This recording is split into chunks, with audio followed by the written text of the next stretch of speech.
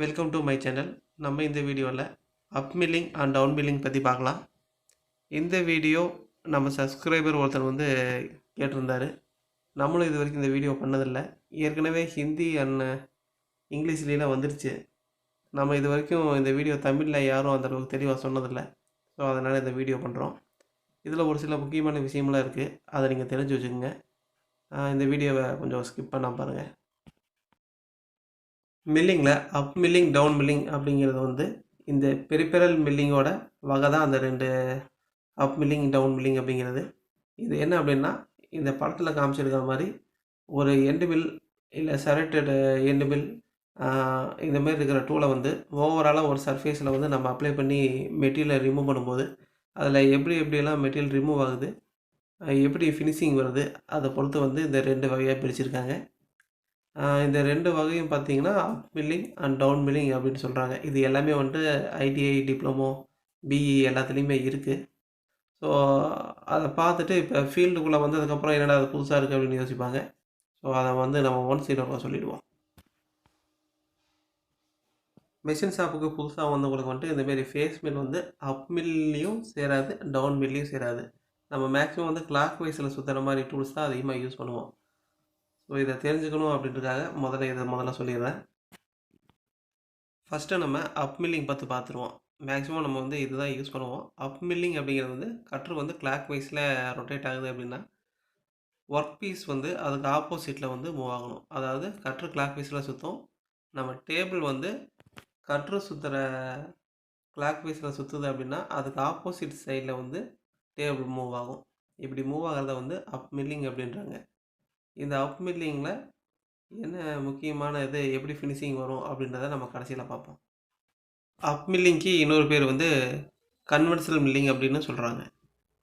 அடுத்தது நம்ம down milling பற்றி பார்க்கலாம். டவுன் மில்லிங் அப்படிங்கிறது வந்துட்டு அப் மில்லிங்க்கு அப்படியே ஆப்போசிட். அதாவது கட்ரு கிளாக் வைஸில் தான் சுற்ற போகுது, டேபிள் மட்டும் கட்ரு சுற்றுற டைரெக்ஷனுக்காக டேபிள் மூவ் ஆக போகுது. ஸோ இது வந்து டவுன் மில்லிங் அப்படின்றாங்க. இது வந்து கிளிப் மில்லிங் அப்படின்ட்டும் இன்னொரு பேரில் சொல்கிறாங்க. ஸோ இப்போ வந்து அப் மில்லிங்க்கும் டவுன் மில்லிங்க்கும் என்னென்ன டிஃப்ரெண்ட் இருக்குது அப்படின்றத தெரிஞ்சுக்கிட்டோம். அடுத்து இப்படி நம்ம அப் மில்லிங் டவுன் மில்லிங்கில் ஓட்டும்போது எந்த மாதிரி ஃபினிஷிங்லாம் வரும், என்னென்ன மெட்டீரியலுக்கு எப்படி ஃபினிஷிங் வரும் அப்படின்றத பற்றி நம்ம பார்ப்போம். நான் அப் மில்லிங் டவுன் மில்லிங் பற்றி சொல்லித்தரக்காக பிக்சரில் லைட்டாக ஒரு ஸ்கின் பண்ணி காமிக்கிறேன். இதில் ஆக்சுவலாக இப்போ வந்து ஸ்பிண்டில் கிளாக் வைஸில் சுற்றிட்டு இருக்கு. இது ஒரு எண்டு மில்லு. இந்த எண்டு மில்லை வந்து நான் ஃபிக்சர் சைடில் டச் பண்ணும்போது அதில் எப்படி வருது அப்படின்றத நீங்களே டேரெக்டாக பாருங்கள். இப்போ நான் ஃபிக்சர் சைடில் டச் பண்ணிவிட்டு அப் மில்லிங் டைரெக்ஷனில், அதாவது கிளாக் வைஸில் கட்ரு சுற்றுது, அதுக்கு ஆப்போசிட் டைரெக்ஷனில் நான் வந்து இப்போ டேபிளை வந்து மூவ் பண்ணுறேன்.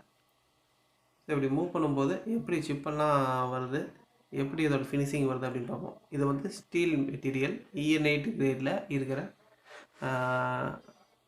ஒரு மெட்டீரியல். இந்த மெட்டீரியலை வந்துட்டு நம்ம எப்படி கட் பண்ணுறோம் அப்படின்னு பார்ப்போம்.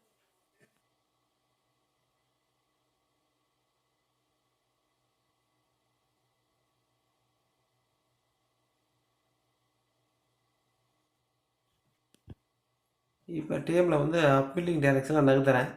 இப்படி நகர்த்தும் போது எனக்கு வந்து சிப்பெல்லாம் நல்லாவே கட் ஆகுது.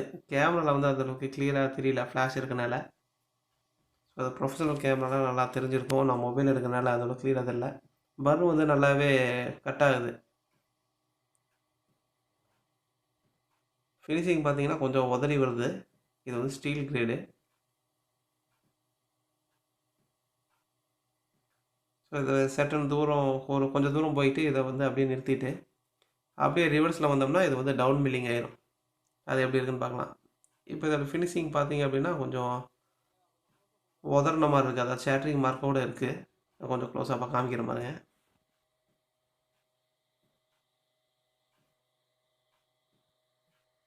இதோட ஃபினிஷிங் வந்து கொஞ்சம் உதறின மாதிரி, அதாவது சேட்ரிங் மார்க்கோடு இருக்குது அப் மில்லிங்கில்.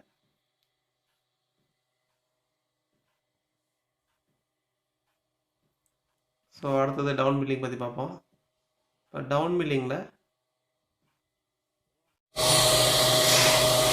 மறுபடியும் ஒரு பாயிண்ட் ஒரு கற்றுக்கிட்ட இப்போ டவுன் மில்லிங்னு பார்த்தீங்கன்னா கேபிளை மூவ் பண்ண ஆரம்பிச்சேன். ஸ்னாப்பும் சேம் அதே மாரி தான் இருக்குது. அப் மில்லிங்கோட டவுன் மில்லிங்கோட ஸ்னாப் கொஞ்சம் கம்மியாக தான்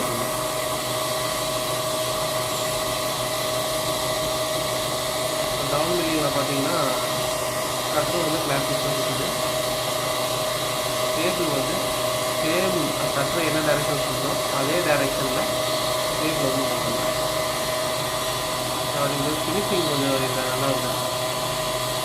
ஸோ ஸ்டீலை பொறுத்த வரைக்கும் ஆல்ரெடி நம்ம ஆன்லைனில் சொன்ன மாதிரி ஸ்டீலுக்கு பொறுத்த வரைக்கும் அப் மில்லிங்கில் கொஞ்சம் உதரணமாக இருக்குது, டவுன் மில்லிங்கில் ஃபினிஷிங் தான் நல்லா இருக்கும். ஸோ இதை நீங்கள் வந்து இப்போ தெரிஞ்சுருப்பீங்கன்னு நினைக்கிறேன். இப்போ உங்களுக்கு ஸ்டீலை பொறுத்த வரைக்கும் அப் மில்லிங் டவுன் மில்லிங் எப்படி ஒர்க் ஆகுது, எப்படி ஃபினிஷிங் வருது அப்படின்னு தெரிஞ்சிருக்கு. இதேமாரி டவுன் மில்லிங்கில் பார்த்தீங்கன்னா அலுமினியம் கிரேடுக்கெல்லாம் வந்து அப்படியே ஸ்டீலுக்கு எப்படி ஒர்க் ஆகுதோ அப்படியே ஆப்போசிட்டில் வந்து ஒர்க் ஆகும் டவுன் மில்லிங். இதேமாரி அப் மில்லிங்கில் ஃபினிஷிங் வரல அப்படிங்கிற சொல்லும்போது அலுமினியத்தில் அப் மில்லிங்கில் ஃபினிஷிங் வரும், டவுன் மில்லிங்கில் ஃபினிஷிங் வராது. ஸோ இதேமாரி ஒவ்வொரு மெட்டீரியலுக்கும் தகுந்தமாரி அப் மில்லிங் டவுன் மில்லிங் அதோட ஃபினிஷிங்கு அதெல்லாமே மாறும். ஸோ எந்தெந்த மெட்டீரியலுக்கு எப்படி ஃபினிஷிங் வருது அப்படிங்கிறத வந்து நீங்கள் கமெண்டில் போடுங்க, மற்றவங்களும் பார்த்து தெரிஞ்சுக்குவாங்க. தேங்க்ஸ் ஃபார் வாட்சிங்.